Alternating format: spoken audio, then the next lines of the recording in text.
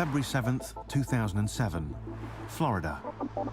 Anna Nicole Smith, the former Playboy Playmate of the Year, is one of the most famous models in the world. Anna worked her way from the bottom pretty much straight to the top. The first year of Playboy and Guess Jeans, she made $22 million.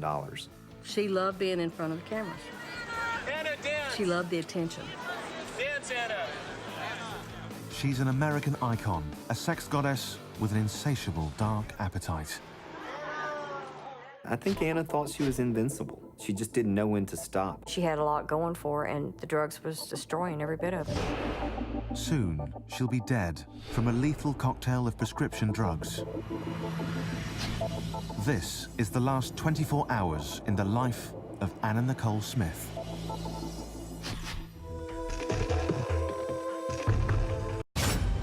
February 7th, 2007, Fort Lauderdale, Florida. It's 3 p.m. and Anna Nicole Smith has only 24 hours to live. She's come here to buy a luxury yacht. It's one of the few times she's ventured away from home in the Bahamas since her 20-year-old son Daniel died 5 months earlier. Going to Florida by the boat was a big deal for her. Another way to kind of maybe move forward a little bit, to find a little bit of happiness. Anna Nicole plans on keeping the trip short. She's anxious to return home to her newborn daughter, Lynn. But that plan has quickly fallen apart. For the past 2 days, she's been too sick to leave her luxury suite at the Hard Rock Hotel. With Anna Nicole in Florida is her bodyguard, Big Mo. She couldn't eat. She was sweaty, very clammy, you know, and she just didn't feel well. Staying with Anna Nicole in the Hard Rock's luxurious Apollo suite is Dr. Chris Irosovich and her lawyer and close companion, Howard Stern. Big Mo's wife, Tasma, a nurse, is also in Florida.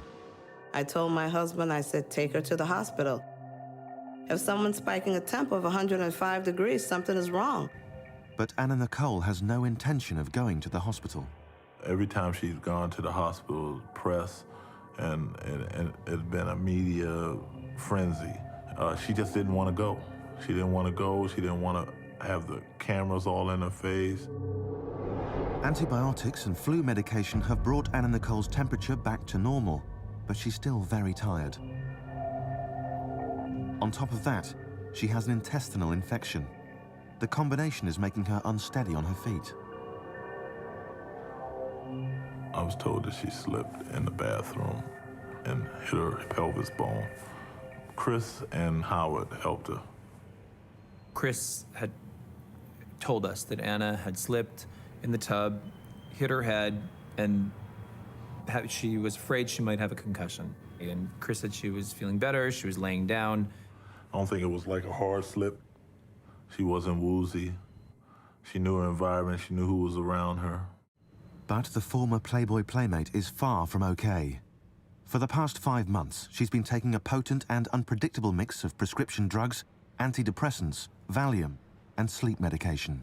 There was times where she felt that she should take a little more, in which we, those that was there, myself, Howard, and Dr. Irosovich would take her away from her and hide medication from her. But I mean, she's a woman in pain, not only physical pain, but mental pain. She had a photo of Daniel that she would hug at night and just cry herself to sleep.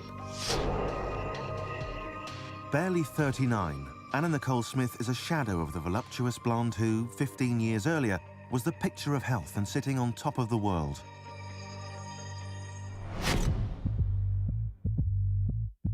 In March of 1992, in the glossy pages of its magazine, Playboy dropped a sex bomb. Anna purposely was sexy. Anna knew what turned men on. She would have this little baby lingo down pat. She just knew how to have this power over men and knew how to give them exactly what they wanted. Breaking the mold of the stick figure models that came before, Anna Nicole was a throwback to the days when big was sexy. Standing 6 feet tall and weighing 150 pounds, she was the new Barbie doll for 1990s men. After answering a newspaper ad for Playboy magazine, she caught the attention of photographer Eric Redding. The first time that my wife Diva and I met Anna, we were like really taken back. Here comes in this woman, 6 foot tall, 5-inch heels. She looked like an Amazon woman. I mean, she was huge. My wife Diva was more taken with her than I was. I mean, she says, "This girl's gorgeous." And I'm like, "She's so big though, you know, she doesn't look like a Playboy model." And Diva said, "I don't care what you say, she's gorgeous. They're gonna love her." In the blink of an eye, Anna Nicole went from Playboy cover girl to centerfold to Playmate of the Year. She posed for the pictures, and she came home and she said, "God, Mama, that was such an experience." She said, "I was scared to death, but it was fun." And she said, "I really had a good time, but now I'm worried, you know. I hope I get a modeling job." And it wasn't too long after that. A year later, in 1993, her photos caught the eye of Paul Marciano, the president of Guess Jeans. His company's highly sexed-up ads had single-handedly launched many of the day's top supermodels. Anna had no clue what Guess Jeans was even about. She had no clue what it was. She didn't even know who they were. She said, "They make jeans and everything." And she's like, well, I make a lot of money." And that's really how simple-minded she was about it at the time. I don't mean to say country in a bad way, but she was country. I mean, Anna was not sophisticated at all. Only 25 years old, Anna Nicole signed a 3-year, multi-million-dollar contract. When she got Guess, the Guess Jeans ad, I think she was so happy. I've never seen her that happy. She was just glowing from ear to ear. On national TV, she remade herself in the image of her idol, Marilyn Monroe. America, it seemed, just couldn't get enough of Anna Nicole. The Monroe era, you were fantastic. Well, to me, I feel overweight. People, I mean, I don't know. It's a tough question. To you, you'd like to lose weight? I'd like to tone up. I wouldn't like to lose weight. I'd just like to tone up more. But with her larger-than-life looks came larger-than-life appetites. Oh, Anna Nicole Smith back in 1991 partied hardy. She could party all night, drink, do drugs, whatever, and she was ready to go. She could shoot on 1 hour of sleep. If you told her a photo shoot was at 8 o'clock, she may stop drinking at 6, take a 1 hour nap, get up, take a bath, and she was ready to go. Be it food, alcohol, or drugs, there was simply never enough for Anna Nicole. She had that personality. You know, instead of drinking 1 bottle of champagne, for instance, she wanted 3 or 4. Instead of taking 1 pill to go to sleep, she would take 3 or 4. I mean, if you gave her a box of donuts, she would eat every one of them. Anna Nicole's fondness for excess also included sex. She had a lot of men off and on, and they just didn't treat her how she wanted to be treated, and she felt like that none of the men loved her. And so that's why I think she had a problem with having to go to men and women. Whether it was with a man or a woman, Anna didn't care. She just wanted sex. I mean, she wasn't picky in that respect. She just wanted attention. And Anna craved on that. But what Anna Nicole wanted more than anything was money and fame. She wanted to make big money. She wanted everybody to know who she was. This deep need for love and attention would ultimately destroy Anna Nicole Smith and turn her American dream into an American tragedy.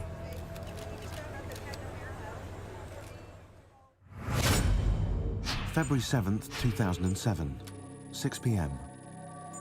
Anna Nicole Smith is staying at the Hard Rock Hotel Casino Resort in Hollywood, Florida.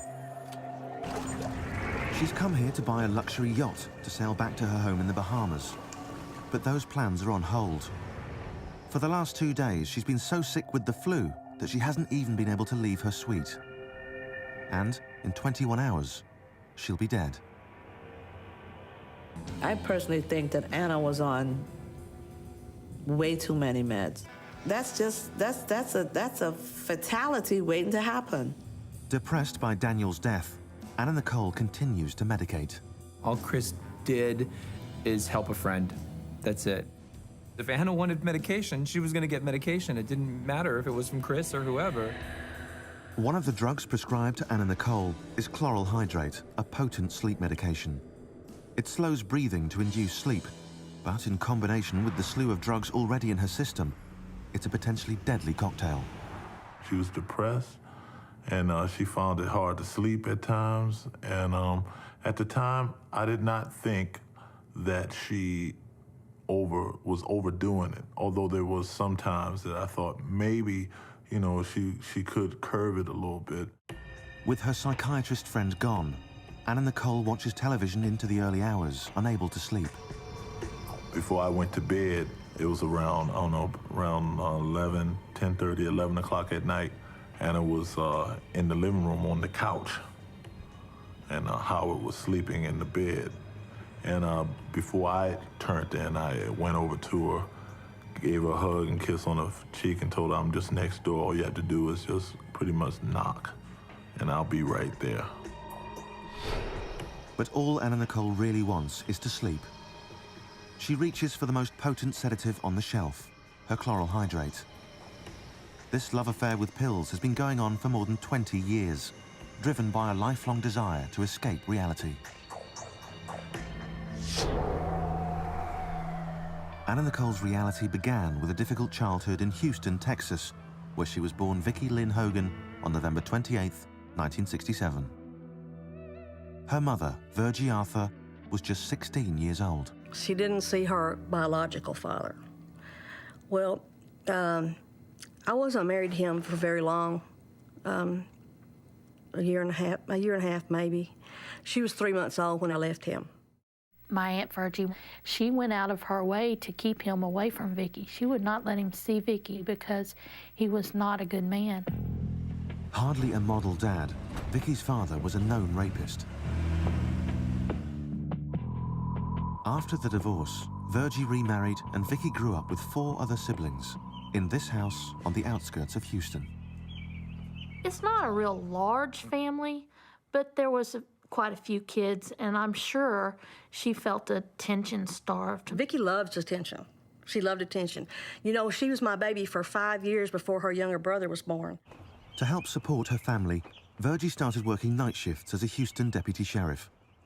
With her dad a convicted felon and her mum a badge-carrying cop, growing up was getting a tad confusing for young Vickie, who soon began running wild.